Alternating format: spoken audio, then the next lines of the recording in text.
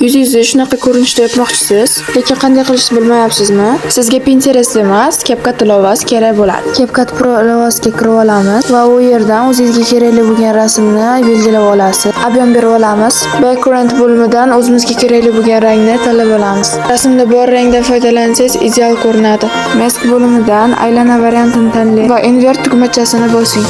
Rasmda ko'rsatilgan yuzga moslab olamiz. Aynan aylana holatida emas, shaffof holatga keltiramiz. O'zingizga to'g'rilab olganingizdan keyin rasmni katta qilib, screenshot qilib olishingiz mumkin. Screen suratingizni qirqib oling. Agar sizga shu effektni blur holatidagisi kerak bo'lsa, xuddi hozirgi ko'rsatganimdek, background bo'limidan blurga kirib olamiz va o'zimizga kerakligini tanlab olamiz va qolganlarni ham avvalgi ko'rsatganimdek qilib olamiz.